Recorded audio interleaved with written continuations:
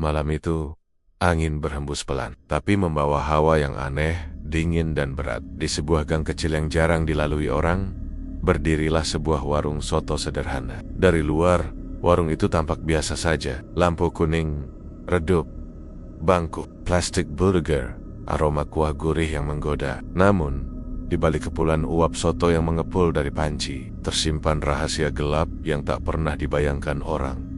Warga sekitar mulai bertanya-tanya, mengapa soto di warung itu rasanya begitu nikmat, bahkan membuat orang ingin datang lagi dan lagi. Mengapa setiap malam Jumat Kliwon, warung itu selalu sepi menjelang tengah malam, tapi aroma wangi dan asap kemenyan justru semakin kuat tercium? Conan, pemiliknya, melakukan sebuah ritual pesugihan kuno, menggunakan kendi tua yang disebut kendi Kliwon. Kendi itu disembunyikan di bawah meja dapur, berisi air yang tak pernah habis. Dan yang lebih mengerikan, di dalamnya tersimpan celana dalam seorang perawan sebagai syarat penglaris. Orang bilang, selama kendi itu tetap terjaga, dagangan tak akan pernah sepi. Tapi setiap kesuksesan selalu ada harga yang harus dibayar. Dan bagi si tukang soto, harga itu bukanlah uang.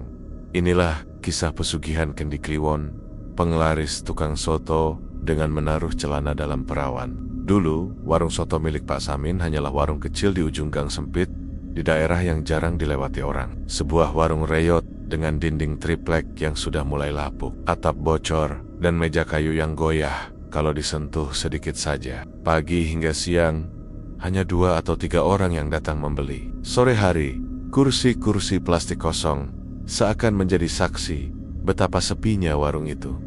Pak Samin bukan orang malas. Ia bangun setiap subuh, menyiapkan kaldu, merebus daging, meracik bumbu. Semua dilakukan dengan telaten. Tapi tetap saja, penghasilannya tak cukup untuk membayar sewa kontrakan, apalagi kebutuhan sehari-hari. Istrinya sering mengeluh, dan anak-anaknya terpaksa berhenti sekolah karena tak ada biaya tiap malam. Sebelum tidur, Pak Samin sering termenung. Ia bertanya pada dirinya sendiri, mengapa warung orang lain bisa ramai, sedangkan warungnya seperti terkutuk. Kadang ia berpikir untuk menjual gerobaknya dan mencari pekerjaan lain. Tapi di usia yang sudah setengah baya, peluang itu nyaris tak ada. Hingga pada suatu malam Jumat Kliwon, saat ia menutup warung lebih cepat dari biasanya, datanglah seorang pelanggan yang tak pernah ia lihat sebelumnya. Laki-laki itu tinggi, kurus, mengenakan baju hitam lusuh, dan matanya entah mengapa seperti memancarkan kilau aneh yang membuat siapapun sulit berpaling. Dia memesan 1 mangkuk soto, duduk di pojok, dan makan perlahan, seakan menikmati setiap seruput kuah. Setelah selesai, ia tidak langsung pergi. Ia memanggil Pak Samin, lalu berkata dengan suara berat dan serak, "Soto kamu enak, tapi kalau mau lebih ramai, ada caranya. Caranya cepat, tapi bukan untuk orang yang takut." Pak Samin terdiam. Ada nada godaan di suara itu, tapi juga sesuatu yang membuat bulu kuduknya meremang. Laki-laki itu tersenyum tipis, lalu meninggalkan selembar kartu kecil yang hanya bertuliskan sebuah nama dan angka. "Kalau mau, cari aku. Jangan pikir lama-lama. Kesempatan tidak datang 2 kali." Sejak malam itu, pikirannya tak tenang. Kata-kata orang asing itu terngiang-ngiang di telinganya. Ia mencoba mengabaikannya, tapi setiap hari ia melihat warungnya tetap sepi, dan suara keluhan istrinya makin sering terdengar. Hingga akhirnya, di malam berikutnya, ia memutuskan untuk menelepon nomor yang tertera di kartu itu. Jawaban di ujung telepon terdengar pelan, seperti bisikan, "Kalau mau hidup berubah, datanglah jam 12 malam di perempatan Pohon Beringin." Malam itu, Pak Samin berangkat dengan langkah ragu. Udara terasa berat, dan setiap langkah menuju beringin besar itu seperti menuntunnya ke tempat yang seharusnya tidak ia datangi. Dan di sanalah ia bertemu lagi dengan pria berwajah pucat itu, kali ini ditemani aroma kemenyan yang menusuk hidung. "Kalau kau siap," kata pria itu sambil menatap tajam, "kau harus punya kendi.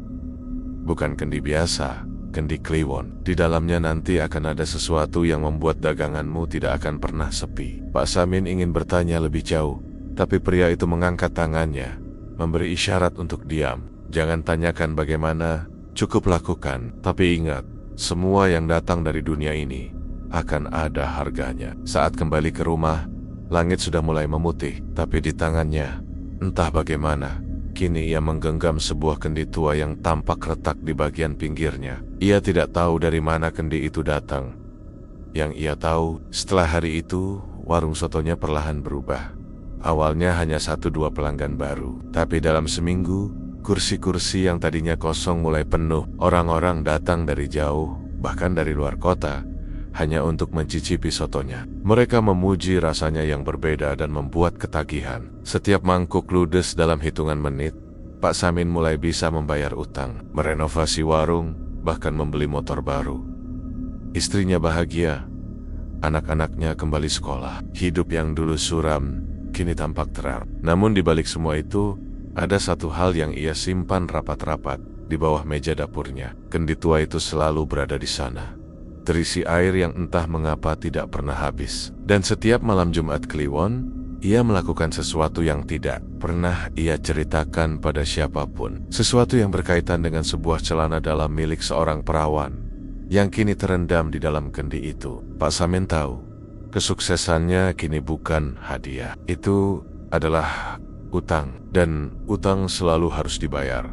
Sejak malam itu, pikiran Pak Samin tidak pernah tenang. Kata-kata laki-laki asing yang datang ke warungnya saat Jumat Kliwon itu seperti racun pelen-pelen mengalir ke seluruh pikirannya. Ia mencoba mengabaikannya, meyakinkan diri bahwa semua itu hanya omong kosong, hanya bualan orang yang iseng. Tapi setiap ia menatap warungnya yang sepi, setiap kali menghitung uang yang tak cukup untuk membeli beras, bayangan sosok itu kembali muncul. Malam demi malam ia memikirkan kartu kecil yang kini terselip di laci. Hanya selembar kertas lusuh dengan nama yang asing di telinganya, dan deretan angka yang seperti memanggil-manggil. Ada sesuatu dalam dirinya yang berkata, "Jangan lakukan, jangan hubungi." Tapi suara itu kalah oleh suara lain yang jauh lebih keras.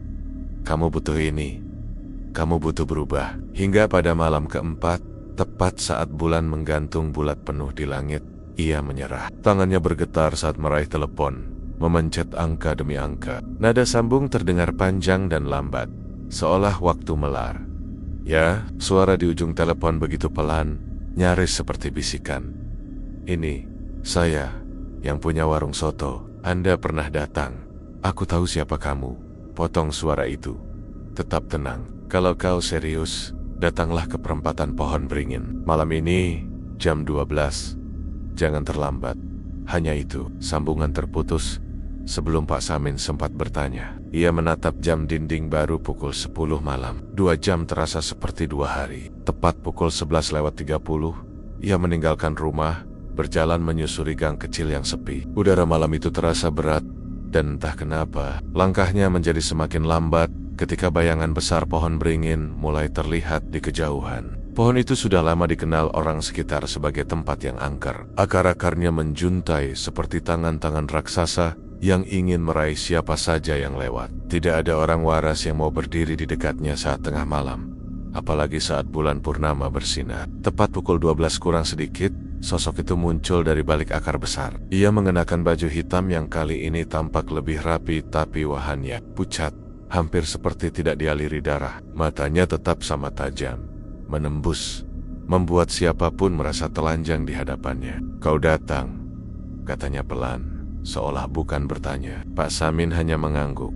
"Bagus, itu berarti kau sudah siap." Ia mengajak Pak Samin duduk di bawah beringin, lalu mengeluarkan sebuah kantong kain dari balik jubahnya. Dari dalamnya, ia mengeluarkan sebuah kendi tua, warnanya coklat kehitaman, dengan retakan di sisi mulutnya. "Inilah kendi Kliwon," ucapnya dengan nada yang entah kenapa seperti doa atau kutukan. "Ini bukan kendi biasa. Air di dalamnya takkan pernah habis. Tapi bukan itu gunanya. Kendi ini adalah tempat tinggal sesuatu." Pak Samin mengerutkan kening. "Sesuatu? Maksudnya apa?" Pria itu tersenyum tipis. "Bukan urusanmu untuk tahu. Yang harus kau lakukan hanyalah memberinya. Makanan, celana dalam seorang perawan, segar, bersih, itu syarat pertama. Setelah itu, setiap malam Jumat Kliwon, kau harus meletakkan kendi ini di bawah meja dapur, dekat dengan panci soto yang kau masak. Bakar kemenyan, baca mantra ini." Ia menyodorkan selembar kertas kusam bertuliskan huruf-huruf yang tak bisa dibaca oleh Pak Samin. Lalu apa yang terjadi? Tanya Pak Samin dengan suara nyaris berbisik.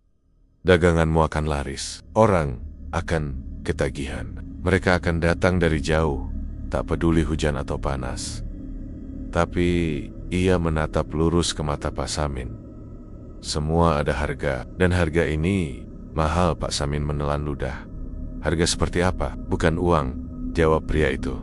Lalu tertawa kecil. Tapi nanti kau akan mengerti sendiri. Kalau kau bertahan cukup lama, kau akan tahu apa yang diminta sebagai gantinya. Pria itu berdiri, memberikan kendi pada Pak Samin. Begitu kendi itu berpindah ke tangannya, ia merasakan hawa dingin meresap dari telapak tangan hingga ke tulang. Mulai malam ini, kau dan kendi ini terikat. Jangan sampai airnya tumpah, jangan sampai pecah. Dan yang terpenting, jangan pernah melanggar perjanjiannya. Tanpa menunggu jawaban, pria itu melangkah pergi, menghilang di balik akar beringin, seperti larut ke dalam kegelapan. Tak ada suara langkah, tak ada jejak, seolah ia memang bukan berasal dari dunia yang sama. Pak Samin berdiri lama di sana, memandang kendi itu di tangannya. Bulan purnama memantulkan cahaya pucat di permukaannya. Dan entah kenapa, ia merasa kendi itu seperti berdenyut pelan, seperti ada sesuatu di dalamnya yang sedang tidur, menunggu dibangunkan. Malam itu, ia pulang dengan langkah berat. Ia tahu, hidupnya takkan pernah sama lagi. Dan di sudut hatinya yang paling dalam, ia bertanya-tanya, apakah ia baru saja membuat kesepakatan dengan manusia, atau sesuatu yang jauh lebih tua dan lebih lapar dari itu.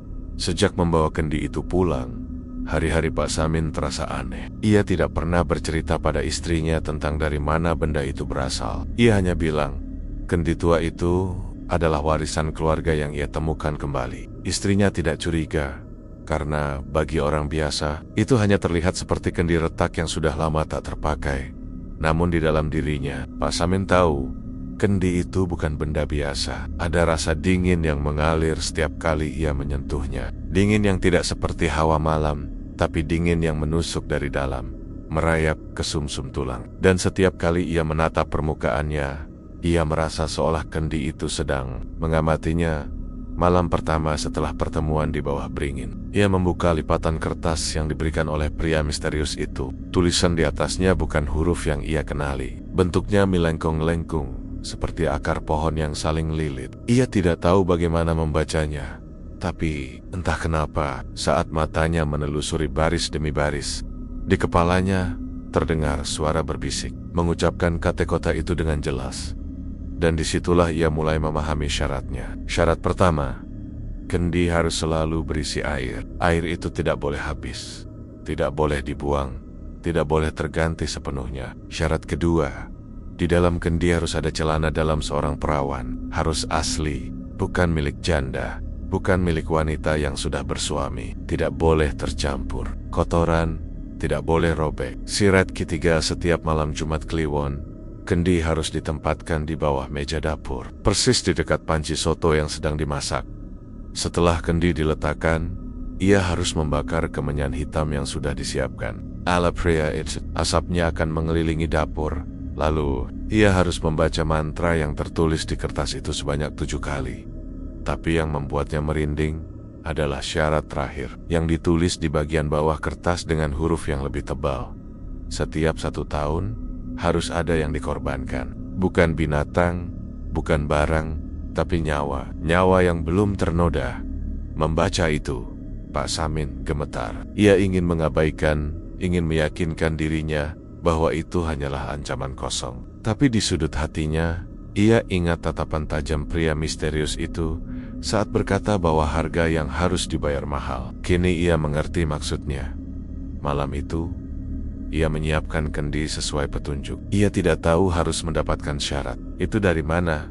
Tapi anehnya, seakan ada sesuatu yang membimbingnya. Siang harinya, seorang gadis penjual sayur yang sering mampir ke warungnya meninggalkan sebuah kantong plastik kecil di kursi. Di dalamnya ada pakaian dalam, entah milik siapa. Tidak ada yang tahu bagaimana itu bisa sampai di sana. Bahkan gadis itu sendiri mengaku tak ingat pernah membawanya. Hatinya berdebar, seakan dunia sendiri sedang membantu memenuhi syarat itu. Tanpa berpikir panjang, ia memasukkan benda itu ke dalam kendi. Saat celana dalam itu menyentuh air, Ia melihat airnya beriak pelan, padahal kendi tidak digerakkan. Dari dalam kendi muncul gelembung kecil, lalu hawa dingin menguar, membuat bulu kuduknya berdiri. Ia mengikuti semua petunjuk. Kendi di bawah meja dapur, kemenyan dibakar, mantra dibakar. Dan saat mantra itu selesai diucapkan untuk ke-7 kalinya, ia mendengar suara yang tidak berasal dari dalam rumah. Suara napas panjang, berat, dan basah, seperti makhluk yang baru saja bangun dari tidur panjang. Besok paginya, sesuatu mulai berubah.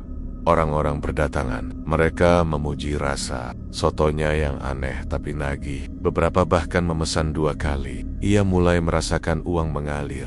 Dan untuk pertama kalinya, ia tidak perlu pusing memikirkan pembeli hari demi hari. Warung itu semakin ramai. Tapi setiap kali Jumat Kliwon tiba, ia tidak pernah lupa menaruh kendi itu di tempatnya. Setiap kali ia membaca mantra, ia bisa merasakan sesuatu di bawah meja dapur itu. Bergerak, tidak terlihat, tapi terasa seperti ada sesuatu yang duduk di dekatnya, memperhatikan setiap uap kuah soto yang naik dari panci.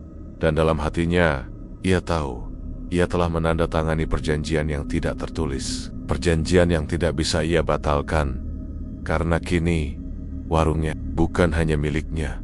Ada pemilik lain yang berhak atasnya. Pemilik yang tidak pernah terlihat, tapi selalu hadir. Malam Jumat Kliwon pertama setelah perjanjian itu adalah malam yang tak pernah bisa dilupakan Pak Samin. Sejak sore, langit tampak muram. Angin berhembus lambat tapi membawa hawa panas yang aneh. Seolah udara itu sendiri menahan napas. Warungnya hari itu ramai, seperti biasa, bahkan lebih dari biasanya. Orang-orang tertawa, menikmati soto, memuji rasanya. Tapi di hati Pak Samin, ada sesuatu yang bergetar, bukan rasa senang, melainkan rasa waspada. Ia ingat betul pesan pria misterius itu, jangan lupa, setiap Jumat Kliwon, lakukan ritual. Kalau terlambat, kalau terlewat, kau akan menyesal seumur hidup. Menjelang malam, satu persatu pelanggan pulang. Istrinya sudah tidur di kamar, anak-anaknya pun terlelap. Hanya dia sendiri di dapur, menatap kendi yang terletak di pojok bawah meja. Airnya beriak pelan, padahal tidak disentuh, seperti sedang menunggu. Ia memulai persiapan. Pertama, kendi itu dipindahkan ke bawah meja besar tempat panci sotonya berada. Di dekatnya, ia menaruh sebungkus kemenyan hitam yang diberikan oleh pria itu. Bau kemenyan ini berbeda dari yang biasa ia kenal, lebih pekat, menusuk hidung, dan meninggalkan rasa getir di tenggorokan. Saat jarum jam menunjuk tengah malam, ia menyalakan api pada kemenyan. Asap putih tebal segera membubung, memenuhi dapur. Namun bukan hanya asap, ada aroma lain yang ikut mengalir di udara. Aroma wangi bunga bercampur amis darah. Pak Samin menelan ludah. Tangannya gemetar saat meraih kertas kusam berisi mantra itu. Ia mulai membacanya. Kata-kata asing itu terasa aneh di lidahnya, seperti memanggil sesuatu yang sudah lama menunggu. 1 kali, 2 kali, 3 kali, suara di sekitarnya berubah. Dapur yang tadi sunyi kini dipenuhi bisikan-bisikan samar. Ia tidak bisa mengerti apa yang dibisikkan, tapi ia tahu itu bukan bahasa manusia. 4 kali, 5 kali, hawa dingin merambat dari lantai ke kakinya, naik ke tulang punggung. Lampu dapur meredup. Bayangan di sudut ruangan bergerak sendiri, memanjang, seperti mengikuti irama mantra yang ia baca. 6 kali. Dari bawah meja, terdengar suara seperti air bergolak. Riak-riak keras, padahal kendi itu kecil. Gelembung-gelembung muncul, dan di sela-sela asap kemenyan, ia melihat bentuk samar. Tangan pucat dengan yari-yari panjang, mencengkeram bibir kendi dari dalam. 7 kali. Mantra terakhir terucap, dan seketika, semua suara berhenti. Dingin lenyap, tapi berganti dengan rasa berat di udara. Seperti ada sesuatu yang kini hadir. Di dapur itu, Pak Samin tahu, ia tidak sendirian lagi.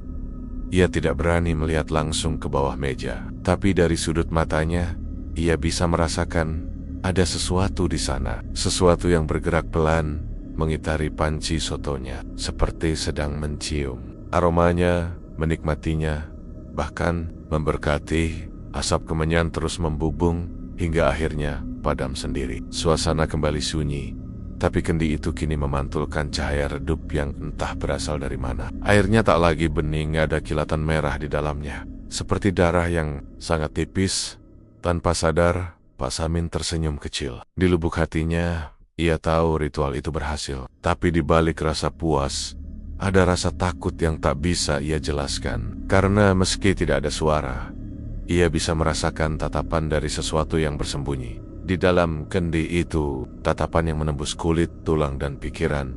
Keesokan paginya, warungnya penuh sesak.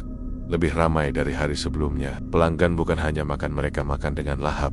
Bahkan, beberapa menghabiskan 2 mangkuk. Ada yang datang membawa kelih. Ada yang datang sendirian, tapi duduk berjam-jam hanya untuk menikmati kuahnya.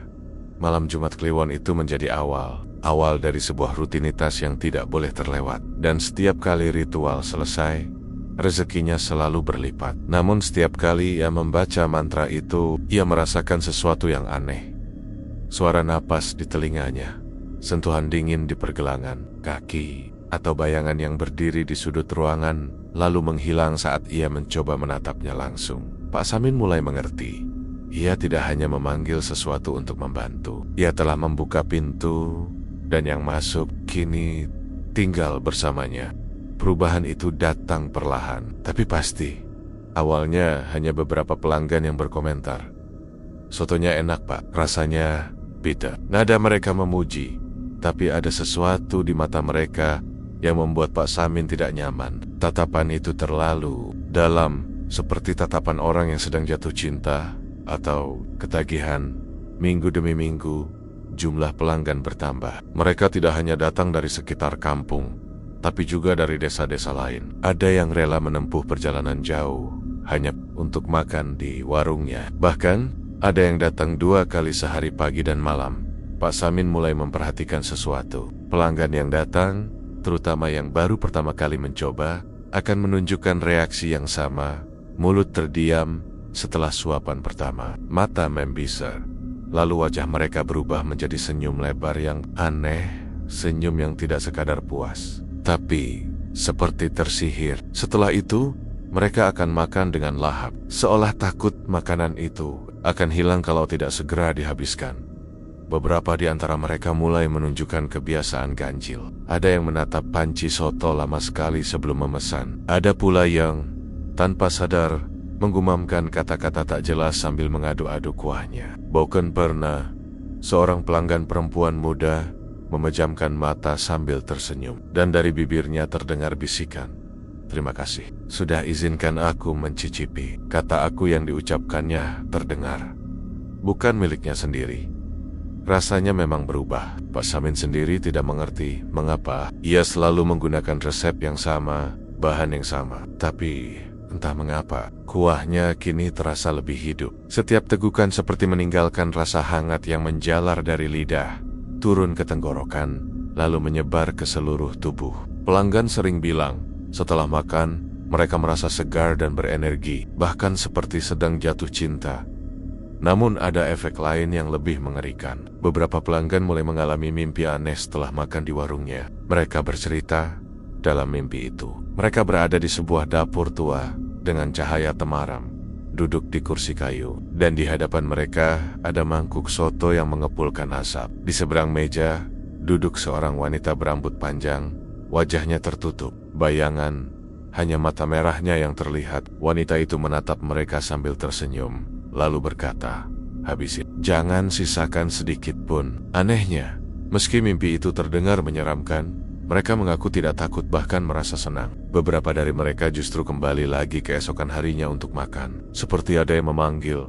Pak Samin tidak pernah menceritakan hal ini pada istrinya. Ia pura-pura tidak tahu, pura-pura menganggap itu hanya kebetulan. Tapi, di dalam hati, ia paham. Ini semua adalah hasil dari ritual itu. Hasil dari kendi yang setiap malam Jumat Kliwon ia beri makan. Ia mulai melihat tanda-tanda lain. Air di kendi itu kadang berkilau merah saat ia menaruhnya kembali di pojok dapur. Kadang, saat ia sendirian, ia bisa mendengar suara seperti seseorang sedang menyeruput kuah soto di dekatnya. Dan yang paling membuatnya merinding, beberapa pelanggan tetapnya mulai memiliki ciri yang sama, mata yang sedikit memerah di bagian putihnya, dan senyum yang terlalu lebar, seolah bibir mereka ditarik oleh tangan tak terlihat.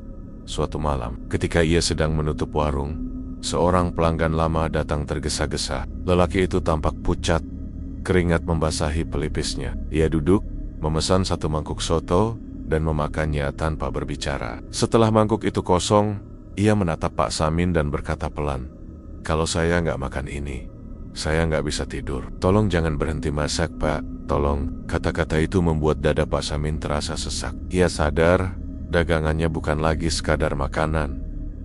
Itu sudah menjadi candu. Bukan candu biasa, tapi sesuatu yang berasal dari dunia lain. Sesuatu yang membuat orang rela datang berkali-kali, meski harus kehilangan sedikit demi sedikit dari dirinya sendiri. Malam itu, sebelum tidur, ia menatap kendi di pojok dapur. Airnya bergelombang pelan, meski tidak disentuh. Di permukaannya, untuk sesaat, ia melihat pantulan wajah seorang wanita muda yang tersenyum. Bukan senyum ramah, melainkan senyum lapar. Dan saat itu, ia mengerti rasa nikmat yang membuat pelanggannya kembali adalah rasa yang dibayar dengan sesuatu yang jauh lebih mahal dari uang. Semakin lama kendi itu berada di rumahnya, semakin jelas Pak Samin merasakan bahwa ia tidak lagi sendirian. Bukan hanya di warung, bukan hanya di dapur, tapi di setiap sudut rumah, bahkan di dalam pikirannya sendiri.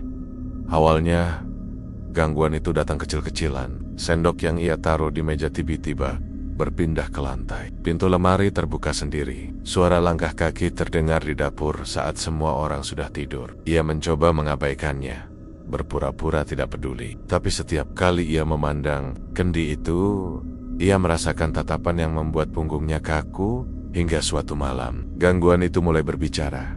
Ia sedang membereskan mangkuk-mangkuk kotor setelah menutup warung. Dapur sudah remang-remang, hanya diterangi 1 lampu pijar di saat ia membungkuk mengambil sendok yang jatuh. Suara pelan terdengar di telinganya, begitu dekat seolah ada seseorang membisikkan dari belakang, "Jangan lupa, Jumat depan aku lapar." Pak Samin langsung berdiri tegak, menoleh cepat. Tak ada siapa-siapa, tapi hawa dingin yang mengalir dari tengkuknya ke punggung membuatnya tahu itu bukan halusinasi.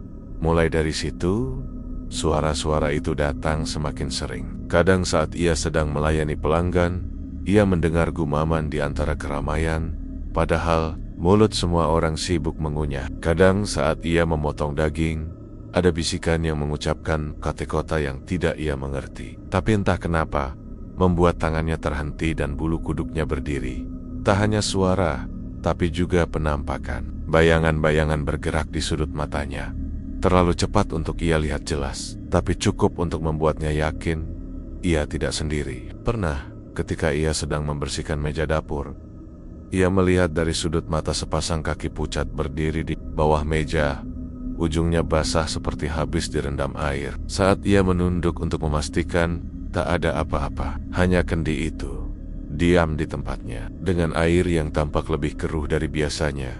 Pelanggan pun mulai merasakan hal yang sama.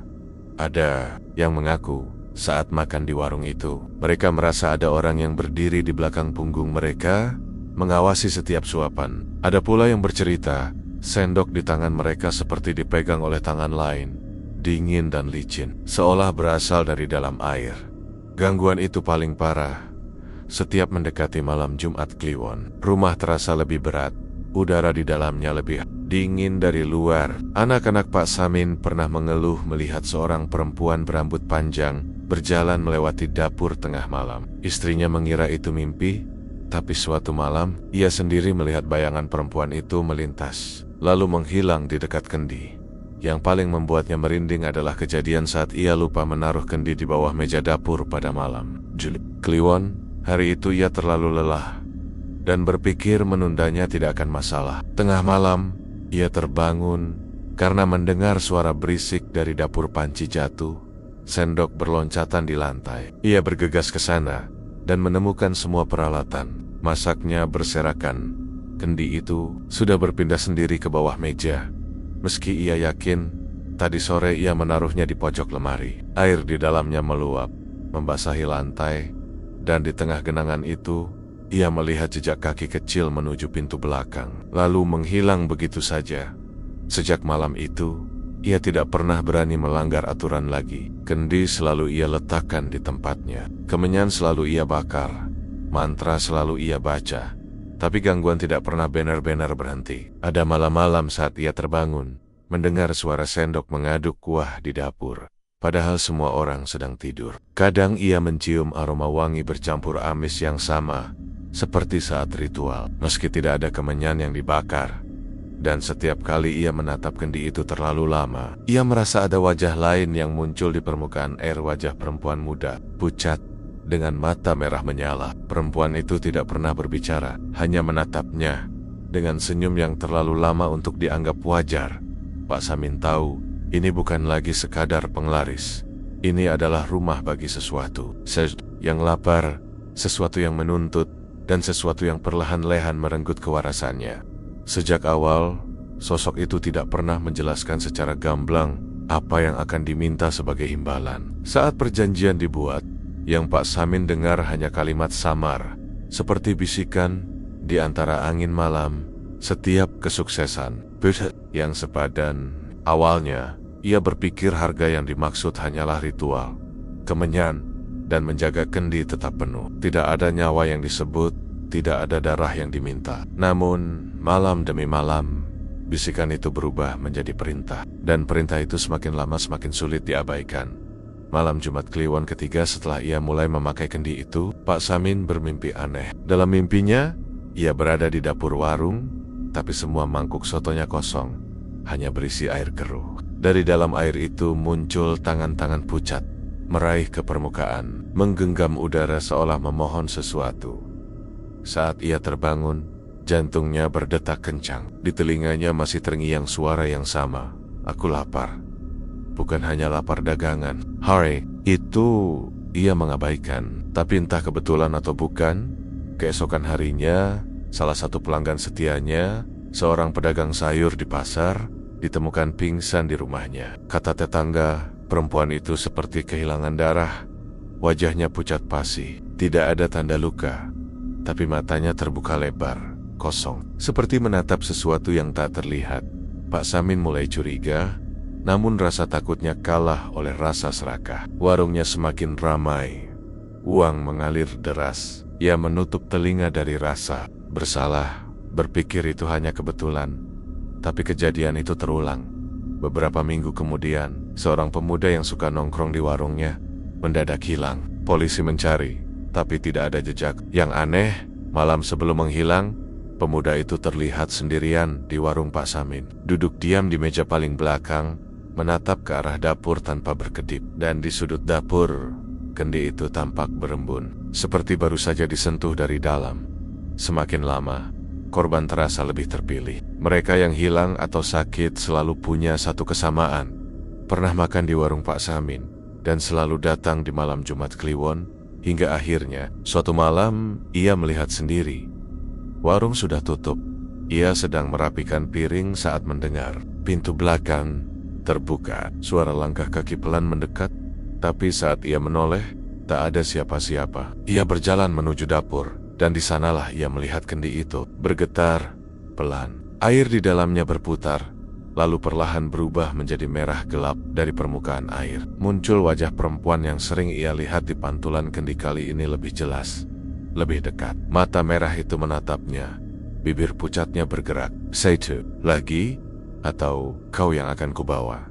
Pak Samin terdiam, napasnya berat. Dalam hatinya, ia tahu inilah saatnya memilih, menghentikan semua ini atau menyerahkan satu nyawa lagi. Tapi di sisi lain, ia juga tahu, jika ia menolak, bukan hanya warungnya yang akan hilang, nyawanya, bahkan nyawa keluarganya, bisa menjadi gantinya. Esok harinya, ia melihat seorang pemulung muda duduk di teras warung, tampak lelah dan lapar. Hatinya berdebar, bukan karena iba, tapi karena ia tahu korban itu sudah dipilih.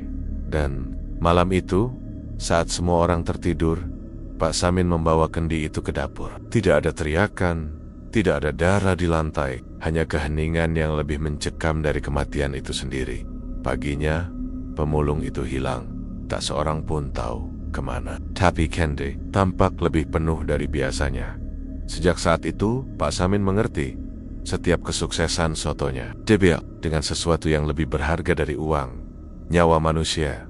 Awalnya, semua orang menganggap perubahan nasib Pak Samin hanyalah keberuntungan. Mereka melihatnya sebagai bukti kerja keras dari gerobak reot di pinggir jalan menjadi warung permanen yang tak pernah sepi. Tapi keberuntungan itu mulai terasa tidak wajar.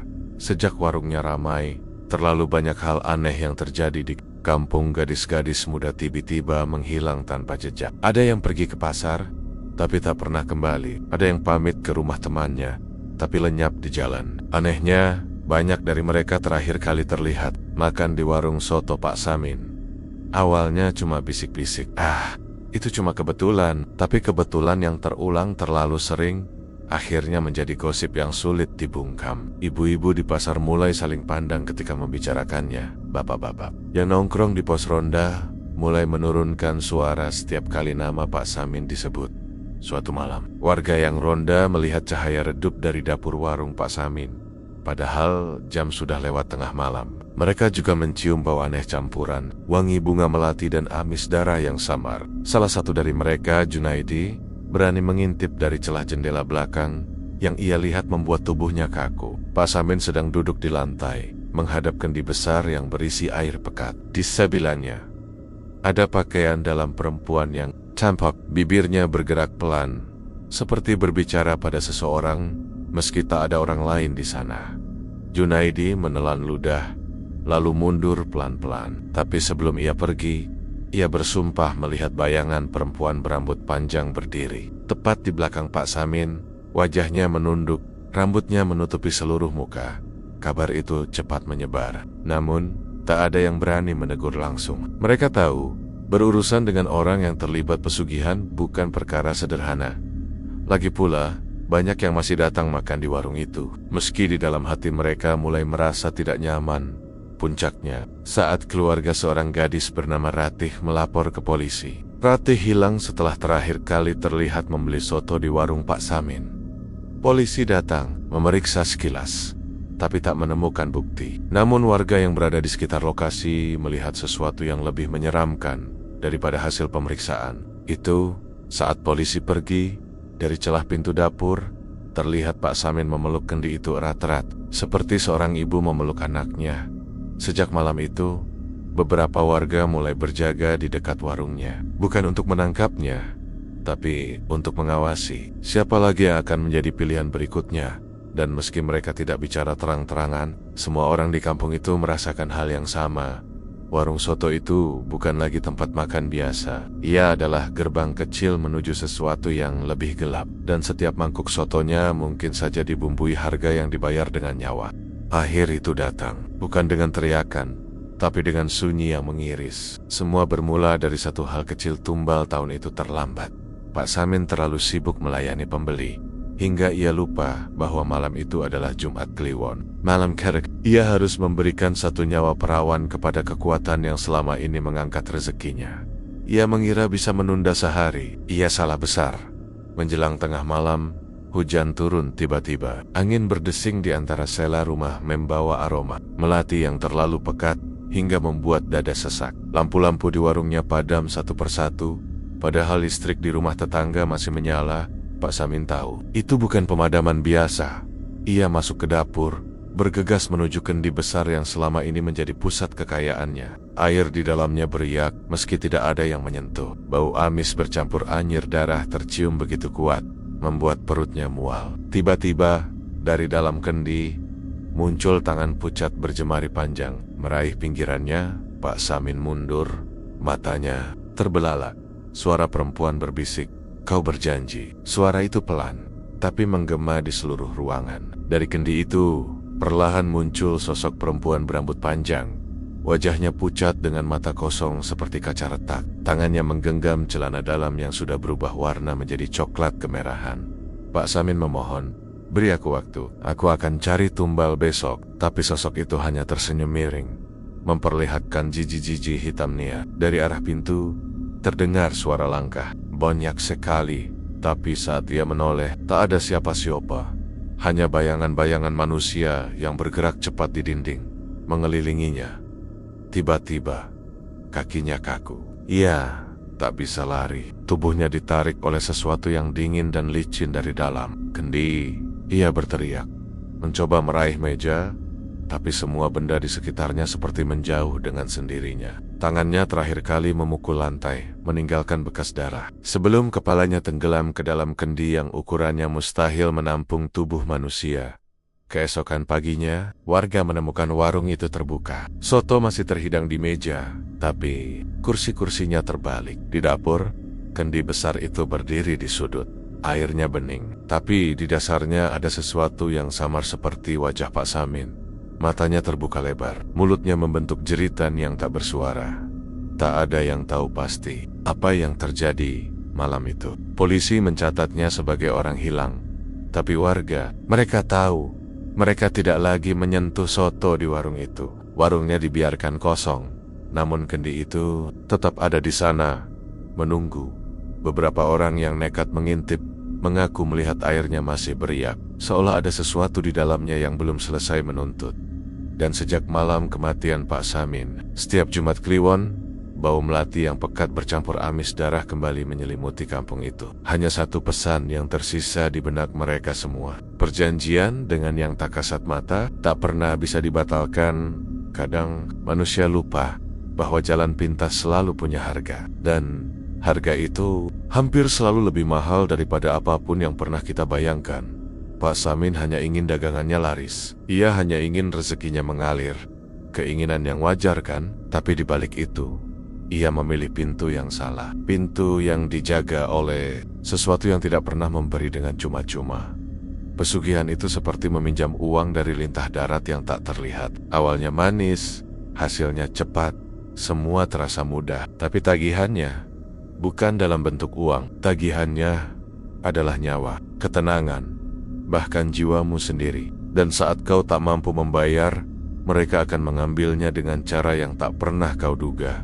Cerita Pak Samin mengingatkan kita betapa bahayanya godaan kesuksesan instan. Tidak ada kekayaan yang datang begitu saja tanpa usaha, tanpa keringat, tanpa proses. Semua yang terlihat mudah seringkali menyimpan sesuatu yang busuk di baliknya. Kendi itu, dengan airnya yang beriak dan bau melati bercampur amis darah, adalah simbol dari janji yang tak bisa diingkari. Simbol bahwa setiap perjanjian gaib selalu punya konsekuensi. Tidak peduli seberapa pandai kau bernegosiasi, seberapa keras kau memohon, atau seberapa besar alasanmu sekali kau setuju, kau sudah terikat.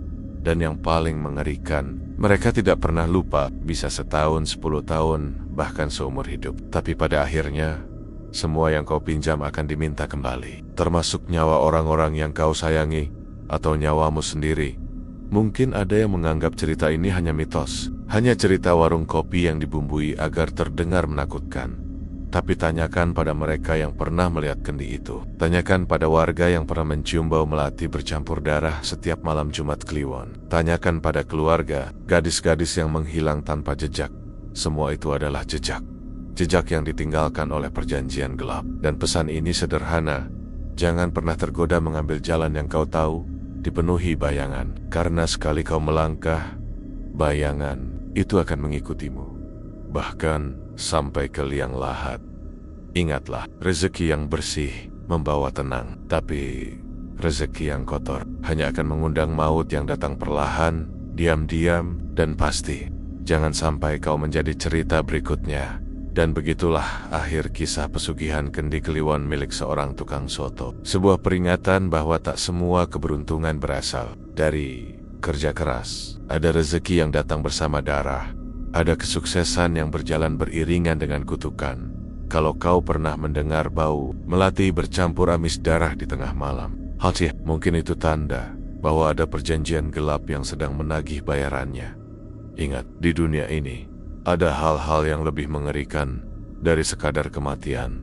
Terima kasih sudah mendengarkan kisah ini sampai akhir. Jika kau ingin mendengar lebih banyak cerita misteri, kisah pesugihan, dan perjanjian gaib dari berbagai daerah di Indonesia, tetap bersama kami di channel ini. Jangan lupa subscribe, aktifkan lonceng notifikasi, dan bagikan video ini agar semakin banyak yang waspada. Setiap minggu, kami akan membawa satu kisah baru, dan mungkin saja kisah selanjutnya adalah milik orang yang kau kenal.